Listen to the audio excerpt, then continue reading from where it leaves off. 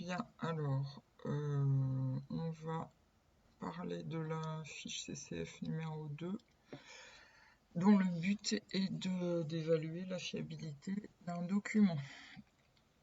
Donc ces fiches sont notées individuellement pour le CCF, que ce soit pour les VITI ou pour les SDC.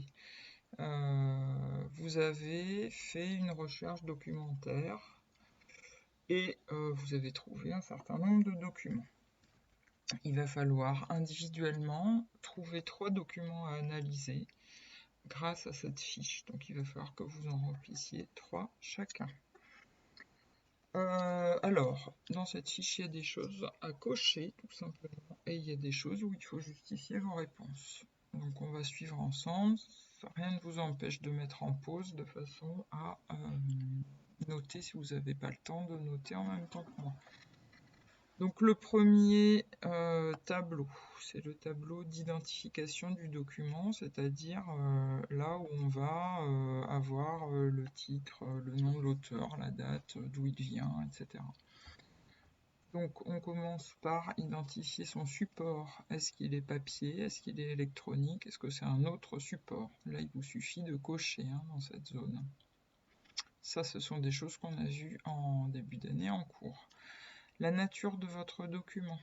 Est-ce que c'est un site ou un document papier, de presse, un journal, une revue, un magazine, en ligne ou pas? Est-ce que c'est une encyclopédie, Wikipédia par exemple? Est-ce que c'est un site officiel? À vérifier les critères des sites officiels. Est-ce que c'est un site d'entreprise? Est-ce que c'est un site perso ou autre, qui peut être par exemple un réseau social? Si c'est une image fixe, ça peut être une photo, un dessin, autre chose, une peinture. Est-ce que c'est une image animée, une vidéo par exemple, ou autre? Donc là, il vous suffit de cocher. L'origine du document. Donc là, on va dire d'où vient ce document. C'est-à-dire sûrement pas Google ou autre moteur de recherche, ou YouTube par exemple. Ce ne sont pas des... c'est plutôt un panier où on met tout, mais avant d'être dans Google, le document, il vient d'un site.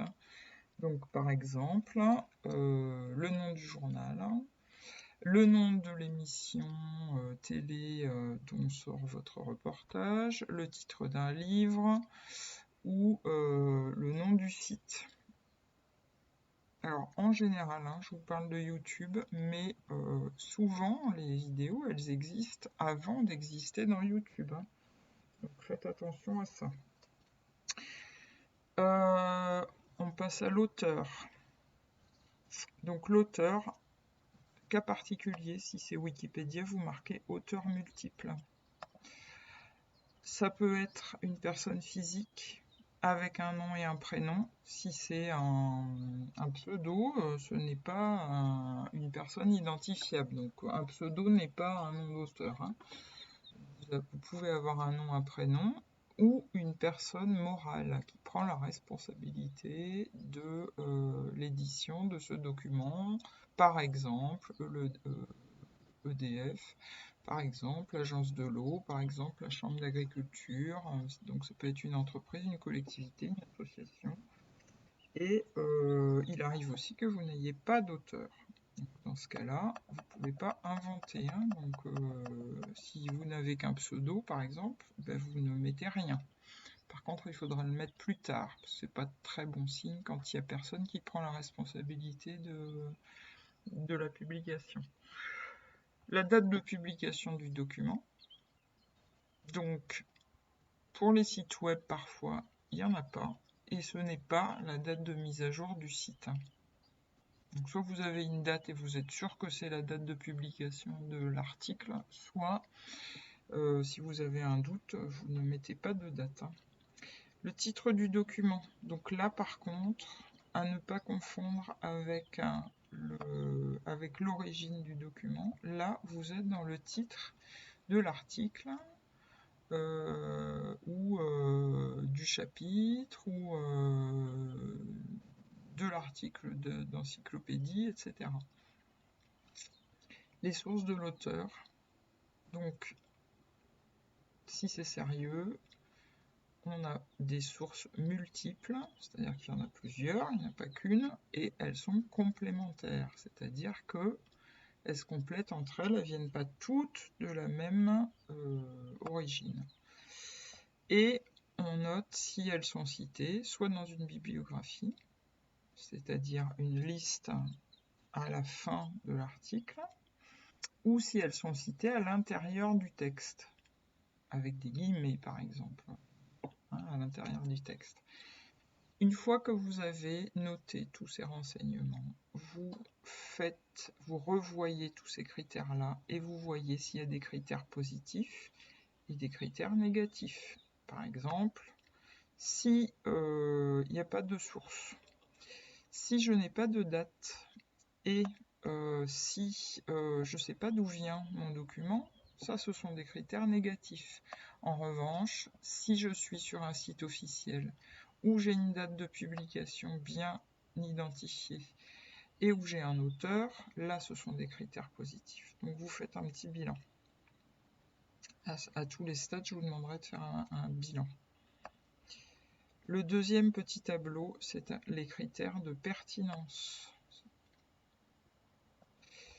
On vérifie que le contenu est en rapport avec notre recherche, c'est-à-dire que vous avez fait une carte mentale avant, votre article ou votre document doit être en rapport avec une partie de cette carte mentale. Ça, c'est pour vous éviter de faire un hors-sujet.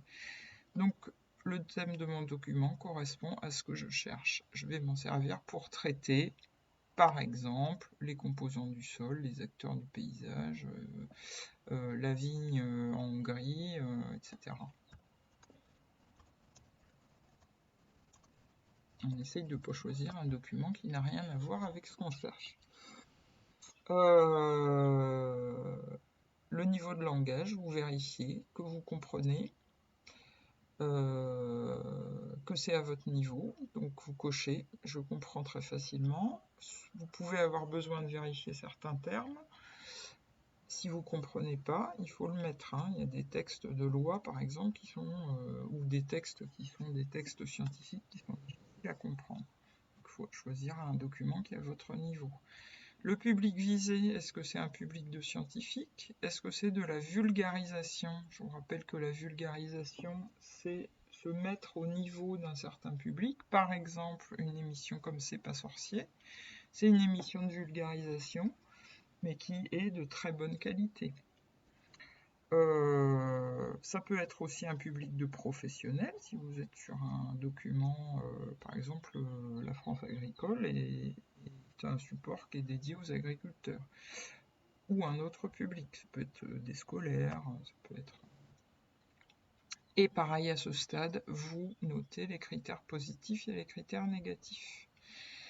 Troisième tableau, alors moi ça s'est un peu décalé dans la mise en page, mais pour vous ça sera en haut de la page. Donc vous vérifiez la date de publication, est-ce qu'elle est récente, c'est-à-dire est-ce qu'elle a moins d'un mois, moins d'un an, moins de 2 ans, plus de 2 ans, est-ce qu'elle est inconnue? C'est pas forcément grave si votre document est ancien, ça dépend du thème que vous traitez. Et c'est là que vous devez vous poser la question, pour l'utilisation que je vais faire de mon document, est-ce que la date est importante? D'accord? Donc ça, il faut justifier.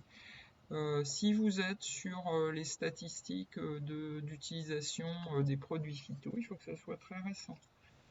Si vous êtes sur la description d'un oiseau qui fait partie de la biodiversité de votre région, c'est pas très grave si votre document il a 5 ans, 10 ans, 20 ans. Le rouge-gorge n'a pas changé. Donc voilà, donc ça dépend de votre recherche.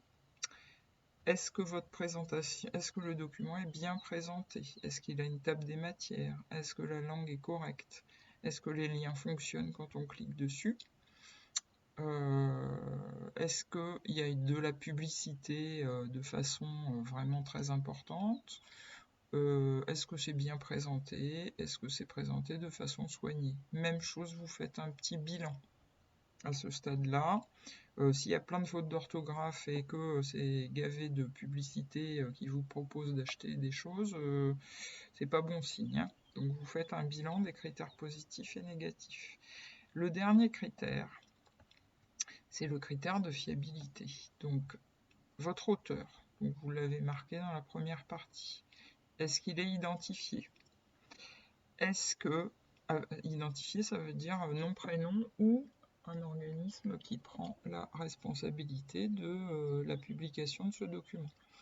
Est-ce que votre auteur, il a une fonction, un métier?